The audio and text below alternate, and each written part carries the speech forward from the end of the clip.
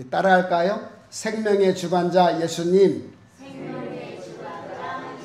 다시 한번 생명의 주관자 예수님. 할렐루야. 오늘 말씀을 통해서 예수님이 생명의 주관자가 되시는 것을 한번 확인해 보도록 하겠습니다. 오늘 말씀은 두 가지 사건이 기록되어져 있지요. 로마 제국의 백부장으로 그렇게 유대 나라에 근무하던 한 백부장의 하인을 고쳐준 사건, 또 나인성 과부의 독자, 바로 그 외아들을 죽은 자 가운데서 살려내신 예수님을 기록하고 있습니다. 그래서 예수님의 능력과 긍휼을 나타내 주시면서 예수님이 어떤 분이신지를 성경을 통해서 그 당시 제자들에게 또 따르는 많은 무리들에게 오늘날 저와 여러분에게 알려주고 있습니다. 사람들은 매일같이 많은 이야기를 하지요. 말이라고 하는 언어를 사용합니다. 그런데 예수님은 뜻을 다해서 말씀하실 때마다 권능이라고 하는 권세가 입혀주셔서 능력을 행하셨습니다. 사람의 말과 다른 우상의 능력은 없었지만 예수님이 이 땅에 오셔서 능력을 행하셨다는 거예요. 요한복음 이것을 표적이라 말씀하시고 있고, 누가복음은 사람으로 이 땅에 오신 분이 누구시냐, 과연 어떤 분이냐라는 것을 우리에게 알려주고 있는 것이죠.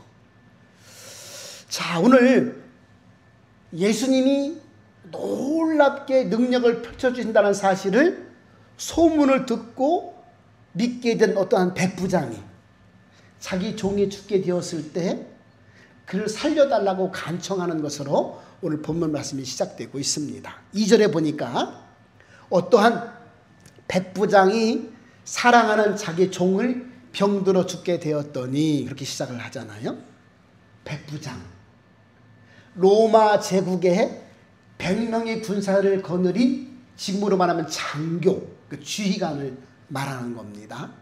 중간끝 정도의 지휘관이 되겠죠. 자, 이 지휘관의 종이 병들어 죽게 되었다, 그렇게 기록을 하고 있습니다. 그래서 그가 예수의 소문을 듣고, 3절입니다. 유대인의 장로 몇 사람을 예수께 보내어 그 종을 구해 주시기를 청한지라, 그렇게 기록을 하고 있습니다. 원래 유대인들은 이방인들과 별로 사이가 좋지 않았습니다. 그 집에 찾아가고 그와 교제하고 관계 맺는 것을 싫어했습니다. 선민 사상이 있어서 우리는 하나님께 선택받은 민족이야, 우리는 우리끼리 놀면 돼 라고 하는 사상이 있었기 때문에 이방인들을 가까이 하지 않았습니다. 더군다나 우리나라를 식민지로 지배하고 있는 로마 제국의 군대 장관과 더불어 사귈 필요가 없었던 것이죠.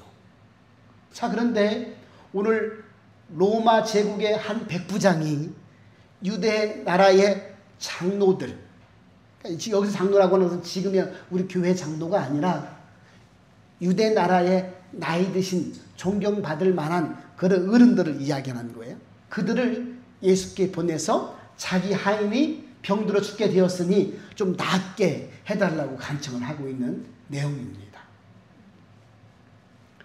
자, 오늘 우리나라를 지배하고 우리나라를 괴롭게 하는 로마 제국의 백부장, 군대 장관의 말을 어쩔 수 없이 듣기는 들어야 되겠지만, 이들은 말씀 보니까 어쩔 수 없이 듣는 것이 아니라 기쁨으로 기꺼이 도움을 받아서 청해주고 있다는 사실을 기록을 하고 있습니다. 자, 4절에 보니까 오늘 유대 장로들이 예수께 나와 간절히 구하여 이르되 이 일을 하시는 것이 이 사람에게는 합당한 줄 압니다, 그렇게 고백을 합니다. 왜냐하면 5절에 나오죠. 그가 우리 민족을 사랑하고 또한 우리를 위하여 회당을 지어줬나이다, 그렇게 이야기를 합니다.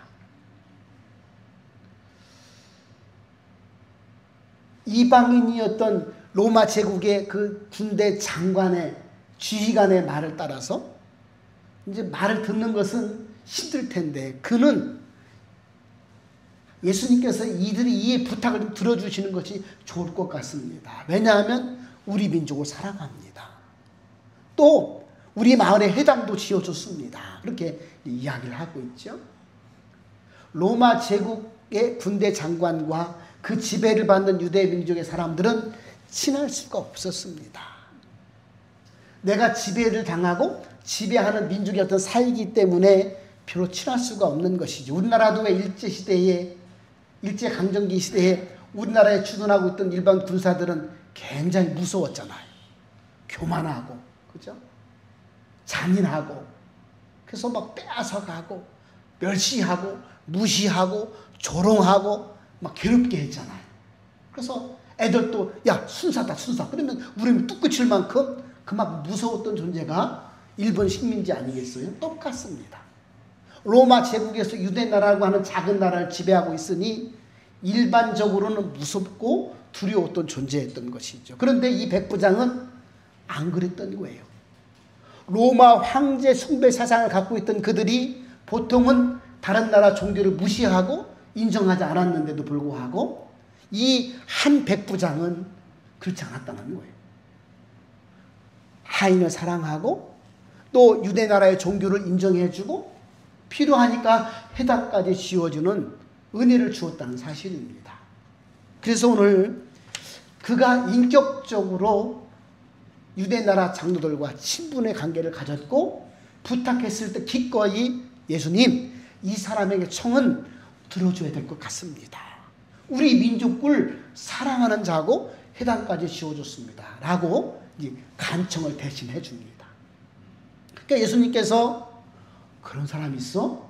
그러면 내가 가서 도와줘야지 하고 함께 가버나움의 그 백부장 집으로 출발을 합니다. 근데 동네 입구에 들었으니까 동네 입구에 왔다는 소리를 듣고 이 백부장이 자기 동료를 내보내죠. 그래서 이렇게 얘기합니다. 6절 하반절이죠. 주여 수고하지 마옵소서. 내 집에 들어오심을 내가 감당하지 못하겠나이다. 내가 주께 나가야 마땅하지만 내가 나가지 못하는 것은 바로 내가 감당하지 못하기 때문에 내가 갈 수가 없었습니다. 그저 말씀만 해 주시사 내 항이 낫게 하옵소서. 할렐루야.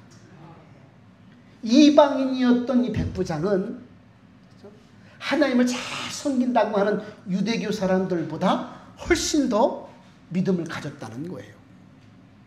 어떻게 믿음을 가졌나 성경은 기록되지 않았지만 어떻게 회당을 지어주고 유대교 종교를 인정했나 이 성경은 기록하지 않고 있지만 예수의 소문을 듣고 그가 어떠한 병도 고친다는 사실을 믿었다는 거예요. 그리고 오늘 말씀 보니까 예수님께서 우리 집까지 찾아오셔서 그 병자를 손을 대고 병자를 어떻게 고치는 것이 중요한 것이 아니라 거기서도 말씀만 하시면 내 항이 나을 줄 믿습니다. 라고 하는 믿음의 고백을 했다는 사실입니다. 이것은 예수님의 신적 권능, 권위를 인정한 믿음의 고백이었습니다. 오늘 주님은 저와 여러분에게 이러한 믿음을 기뻐하신다는 사실입니다. 할렐루야. 눈으로 보고 내가 확인하고 그죠? 내 생각대로 움직여줬을 때 믿어지는 게 아니라 소문만 듣고도 그래 대단한 사람이야. 각종 각약 질병들을 고쳐준다. 말씀으로 고쳐준다. 이건 보통 사람이 아니구나. 이들이 믿는 하나님의 아들이 만나보구나 하고 믿었다는 겁니다. 그리고 예수님 말씀만 하옵소서. 내 집에 들어오심을 내가 감당하지 못하겠나이다. 내가 주님을 품을 수가 없습니다. 그렇게 이야기를 하고 있는 것이죠. 8절에 이렇게 이야기합니다. 나도 남의 수하에 든 사람이요 내 알아도 병사가 있으니 이더러 가라 하면 가고 저더러 오라 하면 오고 내 종더러 이것을 하라 하면 하나이다. 그러니 주님 명령만 말씀만 하옵소서. 그렇게 이야기를 하는 것이죠. 순수하고 그죠? 온전한 믿음의 고백을 하고 있습니다. 사랑하는 여러분, 저와 여러분이 이 백부장의 믿음이 우리 마음속에 심겨줄 수 있기를 주님의 이름으로 축복합니다. 저는요, 예수 믿을 때 좀 확실히 믿었으면 좋겠어요. 진짜로. 분명하게 믿었으면 좋겠어요. 어떤 때는 믿어지고 어떤 때는 안 믿어지는 것이 아니라 내 상황에 따라 주님이 계시고 안 계신 게 아니거든요. 해가 늘 떠 있잖아요. 구름이 낄 때도 해는 위에 떠 있잖아요. 구름이 껴 있으면 안 보이니까 해 움꾸면 똑같은 거예요. 내 상황이 안 좋았을 때 하나님 계신 게 맞나? 라고 생각할 필요가 없다는 거예요. 하나님은 어제도 계시고 오늘도 계시고 내일도 계시고 영원히 계신 진리의 하나님이시라고 말씀을 하고 있습니다. 그러니 너희가 생명의 주관자로 붙들고 믿으면 하나님 역사하신다. 결국 믿음은 구원이고 믿음은 은혜인 줄 믿습니다. 그래서 우리는 다른 게 필요가 없는 거예요. 여러분, 백부장의 어떤 실력이라든지 백부장의 백이라든지, 그죠? 백부장의 어떤 그런 능력 때문에 예수님 역사하신 게 아니고 내가 이만한 믿음을 이스라엘에서 본 적이 없다라고 말씀하신 것을 보니까 예수님이 결국 그의 믿음을 보시고 역사하셨다는 사실입니다. 할렐루야. 오늘 당시 종이라고 하는 신분은 그냥 어떤 물건이나, 그죠? 어떤 재물에 불과했습니다. 재산이었어요, 재산. 이를 부려먹는 재산, 팔아먹을 수 있는 어떤 물건, 그런 정도의 노예였습니다. 그런데 이방인이었던 군대 지휘관 장관이 자기 하인을, 종을 그렇게 사랑했다는 거예요. 그래서 아프다 죽으면 갖다 버리면 되는데 꼭 살려달라고 사방팔방으로 알아보고 예수께 부탁을 할 정도로 그렇게 갔다는 거예요. 그러면 이 백부장은 틀림없이 그 마음속에 사랑의 마음, 자비로운 마음, 불쌍히 여기는 마음이 있었다는 사실입니다. 그렇구나. 우리가 온전한 믿음을 갖기 위해서는 내 안에 사랑의 마음, 자비로운 마음, 긍휼의 예수님의 마음을 품을 때 온전한 믿음을 가질 수가 있겠구나. 할렐루야. 이걸 알 수가 있는 거예요. 성경은요, 꼭 단어로 설명하지 않아도 문맥으로, 의미로 우리에게 전해주는 사건이 많거든요. 온전한 믿음이 어떻게 있었을까? 이방인이었는데, 하나님을 모르던 그였는데 어떻게 소문만 듣고 믿음을 가질 수가 있었을까? 그의 선천적인 마음에 누군가를 사랑하고 용서해주고 품어주고 자비를 베푸는 마음이 있었다는 거예요. 사회적인 어떤 배경으로, 문화적인 배경으로 갖다 버리면 그만이었고 아무것도 아닌 물건에 불과한 종이었는데 그를 살려내고자 이 사람 저 사람에게 부탁을 하고 예수님께 청했다는 것이거든요. 그리고 예수님이 진짜 오니까 주여, 그렇게. 아니, 군대 장관하고요, 그 당시 유대교 나라에 그저 좀 능력 있는 청년에 불과했던 예수님하고 이 격차는 말도 안 되는 격차가 있었습니다. 지배 나라의 장관이니까, 군대 장관이니까, 그죠? 피지배 민족의 일반 청년이 무슨 힘이 있겠어요? 정말 장관의 능력으로, 군대 백부장의 능력으로, 야, 너 누구야? 하면은 꼼짝없이 붙잡히거나 끌려갈 수도 있는데, 오늘 백부장은 주여, 제가 주님을 감당하지 못하겠나이다. 그렇게 겸손함으로 다가섰잖아요. 하나님께 은혜 받는 꼭 하나님께 응답받는 비결은 바로 겸손한 믿음이구나. 다른 게 필요가 있는 게 아니구나. 어떠한 실력이라든지 어떠한 인정받는 게 필요한 것이 아니라 정말 겸손하게 주님께 엎드렸을 때 주님의 감동을 받으시고 그 믿음 보시고 역사하시는구나. 할렐루야. 이걸 성경은 우리에게 알려주고 있습니다. 그러므로 저와 여러분에게 가장 중요한 신앙생활에서 믿음이고, 그 믿음도 겸손하게 주님 앞에 엎드려 꿇었을 때 하나님께서 감동하시고 역사할 줄 믿습니다. 자, 오늘 그렇게 고백을 하니까 예수님께서 9절에 이렇게 예수께서 들으시고 그를 놀랍게 여겨 돌이키사 따르는 무리에게 이르시되 내가 너에게 이르노니 이스라엘 중에서도 이만한 믿음을 만나보지 못하였노라. 그렇게 주님께서 감동을 하십니다.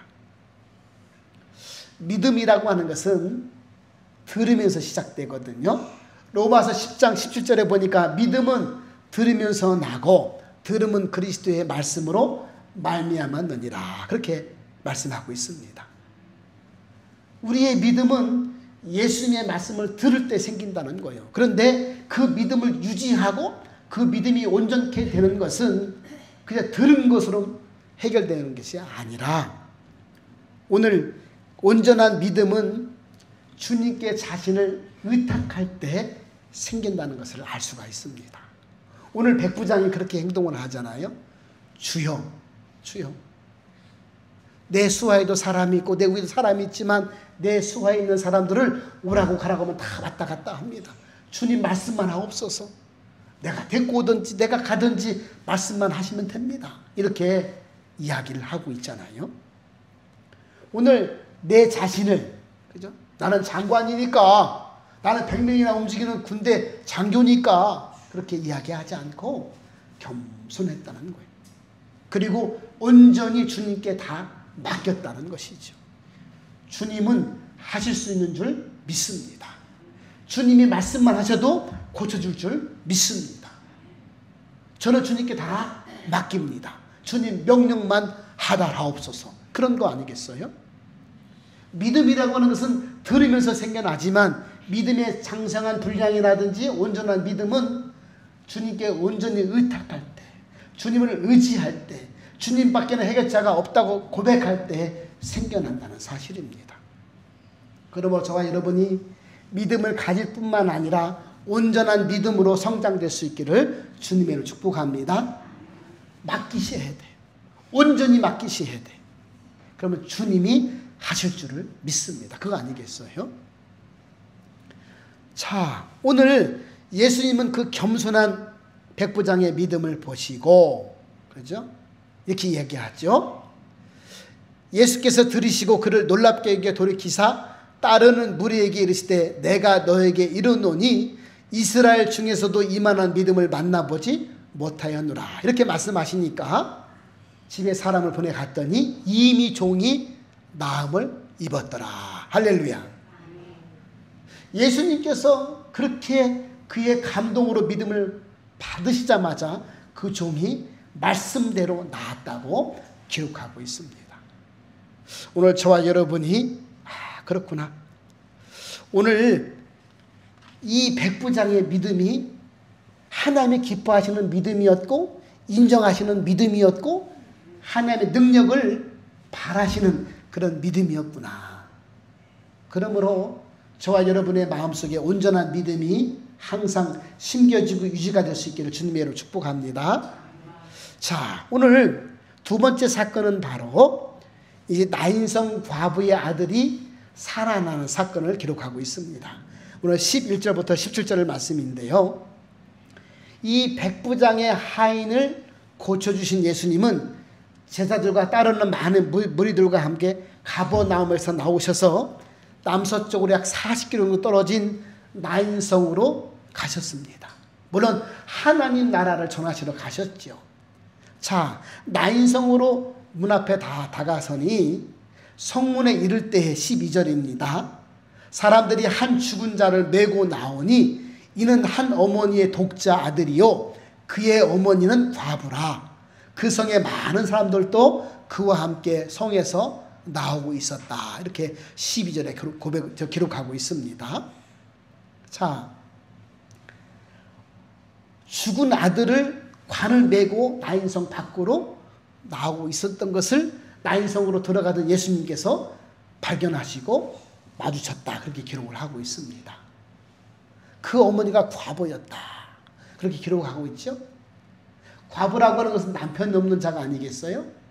그럼 이 당시에 이 사회적인 유대 나라의 배경은 여자들은 할 일이 없었습니다. 경제 활동을 할 수가 없었습니다. 그러니 온 그 집안의 사정은 남편이나 또 아들을 통해서 이 기업이 물려받게 되었고 농사를 지어서 먹고 살 수 있었는데 남편도 죽으셨고 돌아가셨고 또 아들도 죽게 생겼으니 죽었으니 이 여자는 불쌍한 존재밖에 될 수가 없었던 것이죠. 자, 어떡합니까? 이제 경제적으로, 그죠? 모든 삶이 절망으로밖에 나타날 수밖에 없었습니다. 얼마나 마음이 아플까요? 자식을 잃은 부모의 마음은, 그것도 남편을 잃고 독자까지 잃은 과부의 마음을 그 누구도 알아줄 수 없는 가장 절망적인 순간이고 아픔일 것입니다. 그런데 오늘 주님께서 그를 보고 말씀하시기를 이렇게 얘기하죠. 13절에 주께서 과부를 보시고 불쌍히 여기사 울지 말라, 그렇게 말씀하셨다고 기록을 하고 있습니다. 여기서 불쌍히 여기사, 제가 원어를 보니까 스플랑쿠 라조마이라고 하는 단어였습니다. 스플랑쿠 니주마이. 그래서 이 스플랑쿠 니주마이는 창자가 끊어지는 아픔에 동참하다, 그런 뜻입니다. 예수님께서 슬픔 속에, 절망 속에 장례 행렬을 가지고 나오는 이 과부의 슬픈 울음소리를 듣고 그를 보시자마자 불쌍히 여기셨다. 창자가 끊어지는 아픔에 공감하셨다. 그렇게 말씀을 하고 있습니다. 자, 그래서 그 여인이 예수님께 요청하지도 않았고 요청할 정신도 없었고 그냥 울음바다가 된 그 여인을 보시고 불쌍히 여기사 그의 행렬을 다 가로막게 된 것이죠. 자, 14절에 보니까 가까이 가서 그 관에 손을 대시니 맨 자들이 서는지라. 예수께서 이르시되 청년아 내가 내게 말하노니 일어나라 하시매 15절입니다. 죽었던 자가 일어나 앉고 말도 하거늘 예수께서 그를 어머니에게 주셨다. 그렇게 기록하고 있습니다. 여러분, 유대인들에게 민수기 19장에 가보면 죽은 사람이나 그의 어떤 뼈나 무덤을 만지는 경우에도 부정 탔다고 이야기를 했습니다. 부정한 자가 됐다고 말씀을 하죠. 그래서 가까이 하지 않았습니다. 예수님은 일부러 가까이 가셔서 죽은 자가 누워있는 관에 손을 대었다. 그렇게 얘기하죠. 예수님께서 부정을 자기에 전가시키고 말씀하시는 거예요. 청년아 일어나라. 그렇게 말씀하셨다는 거예요. 예수님께서 그 관에 손을 대신 것은 예수님의 인격적인 만남을 위해서 터치해 주신 거예요. 스킨십을 해 주신 것이죠. 그리고 말씀으로 역사하시죠. 권세 있는 말씀, 능력의 말씀으로 청년아 일어나라. 그렇게 말씀하셨어요. 창자가 끊어지는 고통을 공감하신 예수님은 그 여인을, 그 과부를 불쌍히 여겨주셨다고 말씀을 하고 오면서 요청도 안 했지만 그 불쌍히 여기는 마음으로 청년을 살려내셨다고 기록을 하고 있습니다. 우리 주님은 우는 자, 슬퍼하는 자, 창자가 끊어지는 고통을 가진 자를 외면하지 않는다는 사실입니다. 불쌍히 여겨주시고, 그죠? 오늘 주님만 만나면, 할렐루야, 주님만 만나면 죽은 자가 살아나는 것처럼, 불쌍히 여겨주셔서 그를 살려주시는 것처럼 오늘 이 땅에 살아가는 저와 여러분도, 이 세상 사람들도 주님을 우연찮게 만나기라도 하면 불쌍히 여기사 살려주는 은혜가 있는 줄 믿습니다. 오늘 그걸 말씀하고 있는 거예요. 굳이 내가 살려달라고 용서를 구하지 않아도 불쌍히 여기사 그 마음에 믿음을 주시고 구원을 허락하신다는 사실을 성경을 통해서 우리가 알려주고 있는 것이죠. 분명히 죽을 텐데, 분명히 멸망하고 갈 텐데, 지옥 갈 텐데 불쌍히 여겨주신다는 거예요. 슬퍼하는 자, 내 인생이 어찌할꼬 우는 자 불쌍히 여겨주신다는 사실입니다. 오늘 나인성으로 들어가는 행렬은 예수님과 제자들과 무리들이 나인성 안으로 들어가고 있었습니다. 그들은 생명의 행렬이었습니다. 그런데 나인성에서 나오는 무리들은 죽음의 행렬이었고 장래의 행렬이었습니다. 그죠? 어둠의 행렬이 빛 대신 예수님의 행렬을 만나니까 거듭나고 살아나고 회복되었다는 것을 말씀하고 있는 것이죠. 저와 여러분이 그렇구나, 예수님의 능력, 예수님의 말씀은 살리는 능력이 있겠구나. 할렐루야. 살려주셨다는 거예요. 우연찮게 만났잖아요. 그죠? 이 세상 살아가는 저와 여러분도 우연찮게 주님을 만나기만 하면 다시 살아난 역사가 있다는 거예요. 생명의 주관자가 되시고 영생을 주시는 분이 누구시냐? 바로 이 땅에 사람으로 오신 예수님이셨다. 이거를 누가복음에서 전해주고 있는 겁니다. 저와 여러분은 이 예수님을 생명의 주관자로 믿으시고 그분 붙들고 살아가는 영생을 얻은 자가 될 수 있기를 주님의 이름으로 축복합니다. 그래서 이 두 가지 사건은 단순히 예수님의 능력을 이렇게 보여주는 사건이 아니라 예수님께서 생명의 주관자가 되신다는 사실을 제자들과 따르는 많은 무리들과 저와 여러분에게 오늘 말씀하고 있는 겁니다. 오늘 나인성이라고 하는 그 나인의 어떤 단어는 원어로 즐거움이 찾아오는 곳이라는 해석이 있습니다. 슬픔의 행렬이 예수님을 만나니까 즐거운 곳이 되었다. 그런 뜻입니다. 그러므로 그렇구나. 주님이 만나는 장소는 즐거움의 장소가 되는구나. 슬픔과 절망이 기쁨과 환희와 소망으로 바뀌는 것이구나. 할렐루야.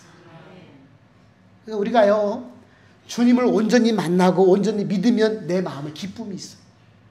비록 건강하지 못하고 비록 가난해질지라도 우리 마음에 그걸 극복하는 힘이 생기고 즐거움이 있는 것이거든요.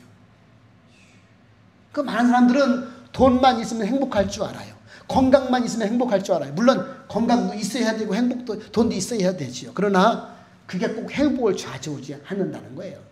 우리 마음이 주님을 만나면 참 평강이 있고 소망이 생겨나고 영생을 얻게 되는 구원이 임하게 된다는 사실입니다. 오늘 요한복음 5장 25절에도 죽은 자들이 하나님의 아들의 음성을 들을 때가 오나니 곧 이때라. 듣는 자는 살아나리라. 할렐루야. 단순한 기적이 아니라 예수님이 생명의 주인 되신다. 주관자가 되신다. 이렇게 이야기를 하고 있습니다. 그랬더니 16절 모든 사람이 두려워하면서 하나님께 영광을 돌려 이르되 큰 선지자가 우리 가운데 일어나셨다. 그렇게 하나님께서 우리를 자기 백성을 돌보셨다. 그렇게 고백을 했다고 말씀을 하고 있습니다. 자, 오늘 저와 여러분에게 이 말씀을 통해서 주시는 음성이 있습니다.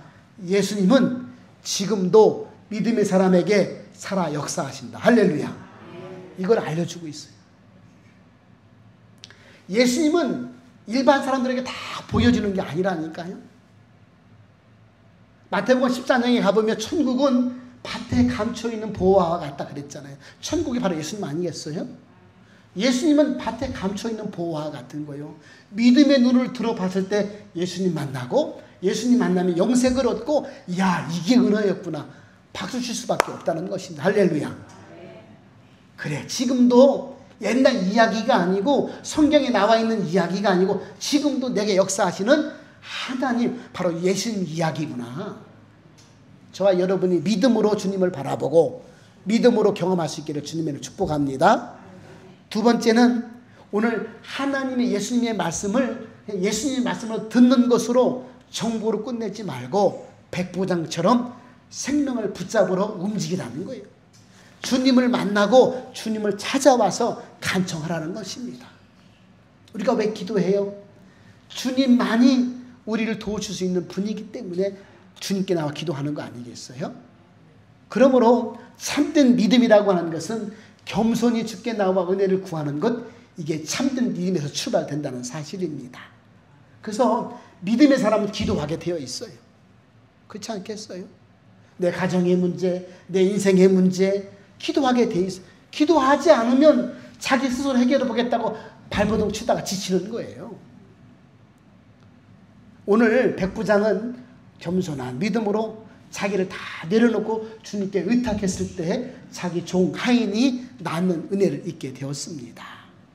저와 여러분이 지금도 주님은 살아 역사하신다. 그러므로 나는 겸손히 주께 나가 기도해야 되겠다. 은혜를 구해야 되겠다. 하나님과 함께 해야 되겠다. 할렐루야. 그런 마음가짐이 있었으면 좋겠습니다. 두 번째는 주님은 우리의 슬픔과 절망을 지나치지 않으신다는 거예요. 응답해 주시고 불쌍히 여겨주시고 은혜를 주신다고 말씀을 하고 있습니다. 우리가 주님 만나기만 하면, 그렇죠? 슬픔 가운데 기도가 안 나와서 나는 어찌할 줄 모르겠습니다. 주님, 신음소리를 내면서 울고 있을지라도 불쌍히 여기서 우리를 만나 주신다는 거예요. 그러므로 주님 만나기 위해서 주님을 찾는 저와 여러분 되었으면 좋겠습니다. 오늘 백부장도 믿음으로 주님을 만났고, 그죠? 오늘 나인성 과부도 슬픔 가운데 절망 가운데 주님을 만나서 모든 것이 해결받는 은혜를 입게 되었습니다. 오늘 주님의 은혜가 지금도 살아 역사하신다는 것을 믿고 오직 믿음으로 모든 것을 결정하고 판단하고 주님께 나아가는 하나님의 사람, 예수의 사람들이 될 수 있기를 주님의 이름으로 축복합니다. 기도하겠습니다.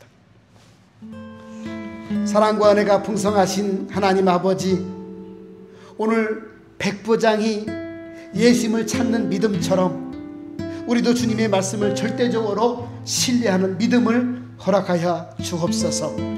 나인성 과부처럼 아버지 하나님 그 슬픔과 절망의 인생 가운데 주님께서 불쌍히 여겨주셨던 것처럼 우리를 불쌍히 여겨 주옵소서. 우리에게 말씀만 해주시면 해결될 줄 믿습니다. 주님 만나면 주님께서 불쌍히 여겨주시고 은혜 베풀어주실 줄을 믿습니다. 하나님, 오늘도 주님께 믿음을 가지고 온전히 주님만 붙들고 살아가는 믿음의 사람 다 되게 하여 주셔서 모든 인생 가운데 주님으로 해결받고 주님으로 소망을 두며 주님께 은혜 있는 자가 되게 하여 주옵소서. 예수님의 이름으로 감사하며 기도 올리옵나이다. 아멘.